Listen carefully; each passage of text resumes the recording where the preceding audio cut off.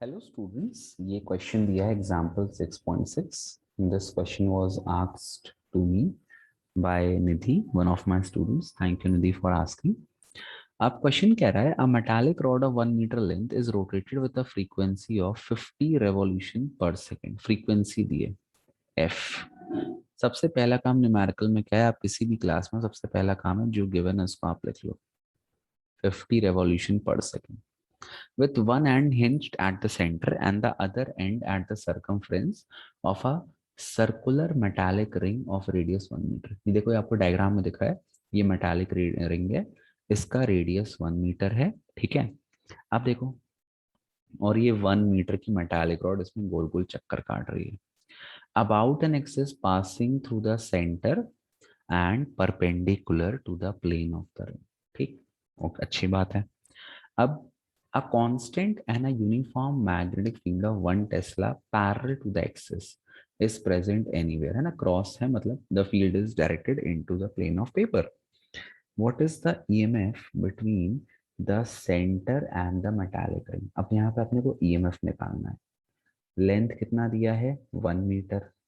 अब यहाँ पर क्योंकि सर्कुलर मोशन हो रहा है तो जो लेंथ है, लेंथ किसके बराबर हो जाएगा, लेंथ रेडियस के बराबर हो जाएगा आपके, ठीक है। अब देखो, अब क्या हो रहा है यहाँ पे, आपका जो मेटालिक रिंग सॉरी, जो मेटालिक रॉड है, जब वो रिंग में रोटेट करेगा, सर्कुलेट करेगा, तो उसका जो एरिया है, जो भी वो कवर करेगा, वो लगातार चेंज होगा।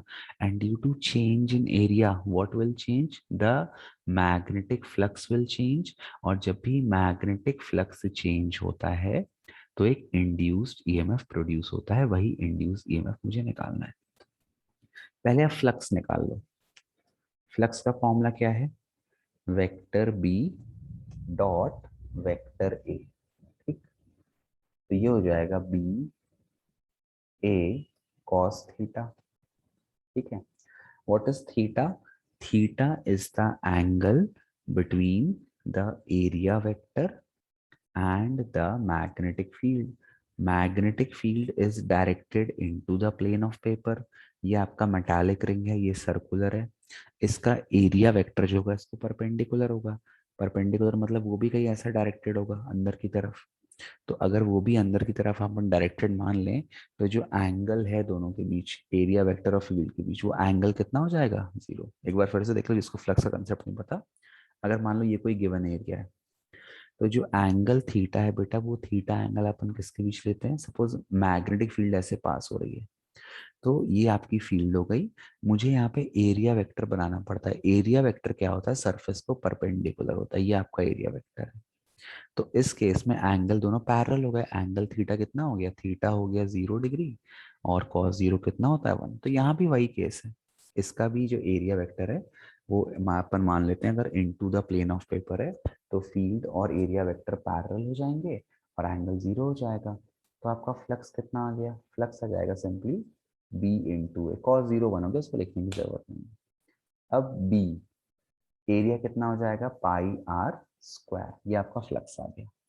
अब आपको ईएमएफ में क्या क्या कैलकुलेट करना है, व्हाट इज द ईएमएफ, क्या होता है ईएमएफ का फॉर्मूला, ईएमएफ का फॉर्मूला होता है d phi by d t, ये फॉर्मूला होता है, ठीक है। Change in flux upon change in time या पर यूनिट टाइम जैसा। अब यहाँ पे ध्यान से देखो, ये जो रॉड है इसकी फ्रीक्वेंसी दी है, फ्रीक्वेंसी कितनी दी है, 50 रेवोल्यूशन पर सेकेंड। तो अपन ये मान लेंगे कि भाई जो आपका रॉड है वो 1 रेवोल्यूशन कंप्लीट कर रहा है, ठीक, क्या कंप्लीट कर रहा है, 1 revolution. And time taken to complete 1 revolution को अपन क्या बोलते हैं, टाइम पीरियड। तो ये जो फॉर्मूला है ना, E is equal to d phi by d t, तो डी टी को मैं यहाँ पर टी से रिप्लेस कर दूंगा, where t is the time taken to complete 1 revolution. मैं ये निकाल लूंगा कि भाई एक रेवोल्यूशन में कितना फ्लक्स जनरेट हो रहा है। आप देखो, चेंज इन फ्लक्स कितना आ जाएगा, वैल्यू पुट कर दो, b pi r square upon time period, ठीक, ई हो जाएगा।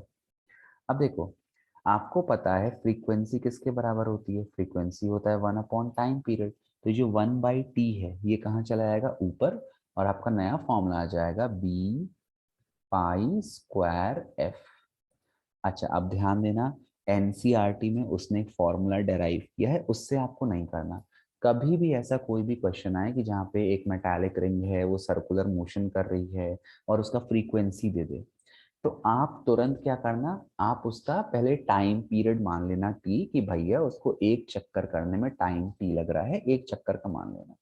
और फिर आप फ्लक्स का फॉर्मूला पुट कर देना D five by d T. D t को आप टाइम पीरियड टी के बराबर मान लेना, और टी आपका हो जाएगा वन बाई, मतलब वन बाई टी होता है एफ, तो वन बाई टी को एफ से रिप्लेस कर देना। अब आप लाइन से सारी वैल्यूज पुट कर दो। देखो यहाँ पे ई विल बी इक्वल टू, कितना है magnetic field, 1 Tesla multiplied by pi की वैल्यू, रेडियस अच्छा 3.14 मैंने ले ली, ठीक है, मल्टीप्लाइड बाय रेडियस कितना दिया है, जो लेंथ है, लेंथ 1 मीटर है तो रेडियस भी 1 हो गया, और फ्रीक्वेंसी कितना दिया है 50। ठीक, ओके। अब पुट कर दो value, E is equal to 3.14 into 50, एक जीरो कट जाएगा, 31.4 इंटू 5 ये बचेगा, मल्टीप्लाई करो, 5 4 ज़ा 20, जीरो का कैरी 2, डेसिमल यहाँ पे आ जाएगा, 5 1 ज़ा 5, 2 + 5 7, 5 3 ज़ा 15, 157। ईएमएफ यूनिट क्या होती है, वोल्ट। आ गया आपका आंसर। तो आपको एनसीईआरटी वाला, या तो एक चीज कर लो, या आप एनसीईआरटी का फॉर्मूला रट लो जो एनसीईआरटी में दिया हुआ है। सुन लो, एनसीईआरटी में ओमेगा के टर्म्स में फॉर्मूला दिया है। ओमेगा होता है एंगुलर वेलोसिटी। यहाँ पर एंगुलर वेलोसिटी निकालने की जरूरत नहीं है, आप सीधे, अच्छा एंगुलर वेलोसिटी वैसे होता कितना है, वो होता है 2 पाई बाई, या 2 पाई एफ, या 2 पाई बाई टी। तो ये सब निकालने की जरूरत नहीं है।